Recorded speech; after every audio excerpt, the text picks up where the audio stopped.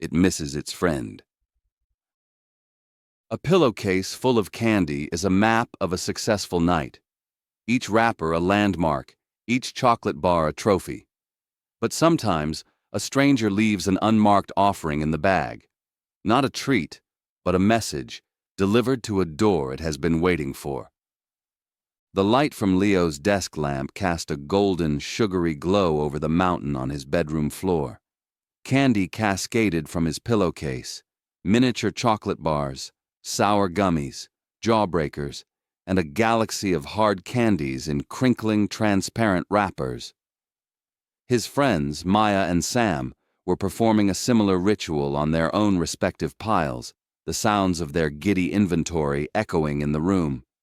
Triumphant sighs and the crinkle of plastic were the sounds of victory. Leo, as always, was the stoic commander of the operation, carefully cataloging his earnings with a detached sense of satisfaction. He didn't believe in ghosts or ghouls. He believed in the simple, satisfying math of a heavy sack. "Whoa, what's this?" Sam said, holding up a peculiar object. It was a single piece of saltwater taffy, though not one they recognized. The wax paper wrapper was plain, unmarked by any brand, and twisted at the ends with unusual precision. It had a faint homemade quality to it. "I got one too," Maya chimed in, fishing a similar one from her pile. "It was from that last street we went down, remember? The one past the park."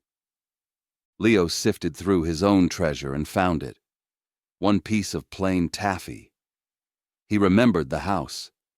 It was darker than the others, with a single dim porch light casting long, skeletal shadows from a dying oak tree in the yard. He hadn't seen the person who gave it to them clearly, just a silhouette in the doorway, a swift hand dropping the candy into their bags before quietly closing the door. "Probably some cheap old lady," Leo scoffed, beginning to unwrap his. "Probably tastes like soap." As he twisted the paper, a tiny folded strip fell out, no bigger than his thumbnail. The paper was thin, almost brittle with age. He unfolded it. Inside, printed in faint, spidery lettering, was a single sentence. It wasn't a joke like in the other candies. It was a message. It said, "Look under the loose board. It misses its friend." Maya and Sam leaned in, their eyes wide. "Whoa, that's so creepy," Maya whispered, the rustle of her costume suddenly sounding very loud in the room. Leo just snorted, crumpling the tiny paper in his fist. "It's a dumb prank. They probably give the same one to every kid." He tossed the taffy onto his reject pile. His skepticism was a shield, and he wielded it with pride. The night ended. His friends went home, and the mountain of candy was neatly stored in a drawer, the strange taffy and its bizarre message all but forgotten. But the words didn't quite leave. Over the next 2 days, the sentence would surface in his mind at odd moments. Look under the loose board. He'd be doing his homework, and the gentle pop of the old house settling would sound for a moment like a floorboard being tested. He'd be lying in bed, and the quiet gurgle of water through the pipes in the wall would carry a strange, mournful quality. He was the brave one, the one who wasn't afraid of anything, yet he found himself listening to the quiet sounds of his home with an attention that felt foreign and unsettling.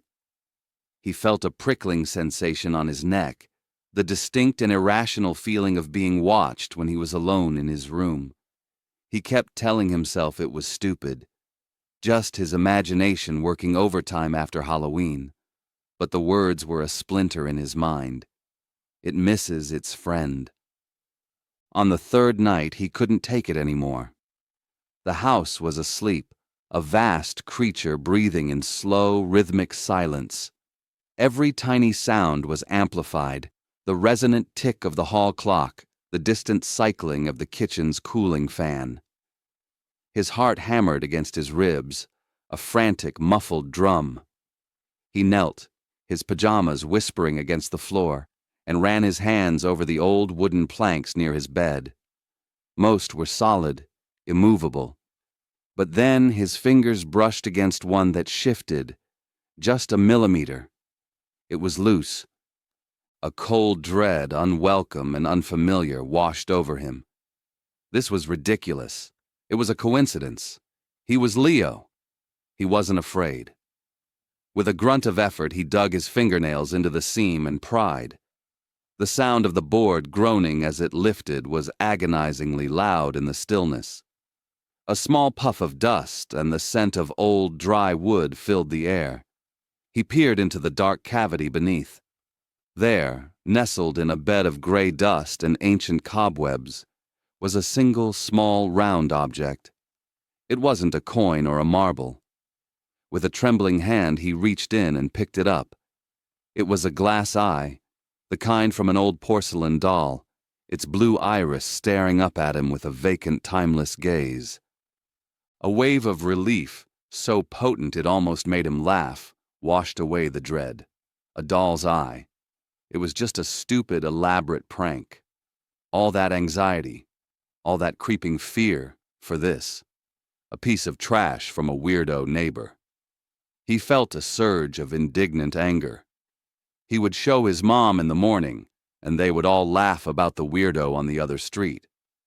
He, the skeptic, had been right all along. He placed the eye on his nightstand, the loose board back in its place, and for the first time in 3 nights, he slept soundly. The next morning he found his mom in the kitchen, the air rich with the scent of coffee. He walked in with a confident smirk, the glass eye cold in his palm. "You won't believe the crazy prank someone pulled for Halloween," he began, placing the object on the counter. His mother looked at it and her smile faltered. She picked it up, her fingers tracing its smooth, curved surface. The sound of her breath catching was a small, sharp tear in the morning's calm. "Leo, where did you get this?" Her voice was a strained whisper, all the warmth gone from it.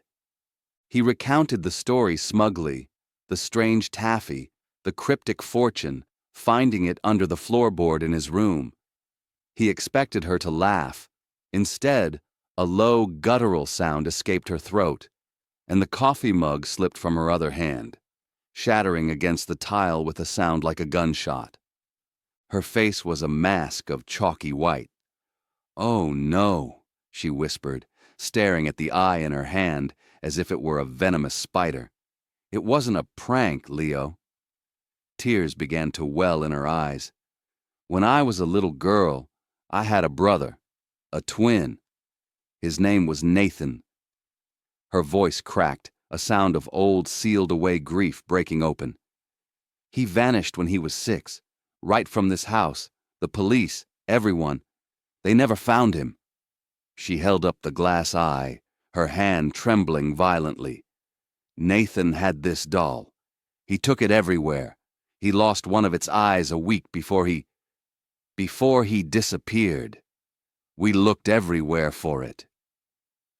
Leo stood frozen, the story of the weird neighbor dissolving into dust. He suddenly remembered the house, the one at the very end of the street. Not the other street, their street. The house that had been empty and for sale for as long as he could remember. His mother looked at him, her eyes filled with a horror he had never seen before. "Leo, the message. What did the message say?" His own voice was a dry croak. It said, "It misses its friend." The full, horrifying weight of it all crashed down on him. The eye wasn't the friend. The eye was the it. And it missed its friend. Nathan. His mother let out a strangled sob, the sound of a heart breaking all over again. Leo's skeptical world crumbled into nothing, replaced by a single crushing truth. He was no longer the brave leader. He was the keeper of a terrible, impossible secret. His gaze drifted from his mother's shattered face toward the hallway, toward the stairs leading up to his room, to the loose board that was not a hiding place, but a headstone. And from the profound listening silence of the old house, he heard it. A faint, dusty whisper seeming to curl right from the air around him. A sound of impossible hope and endless patience. It was a single, joyful word. Found. A secret unearthed cannot be reburied. It can only grow. And in the suffocating quiet of an old house, a single, hopeful whisper is the most terrifying sound of all.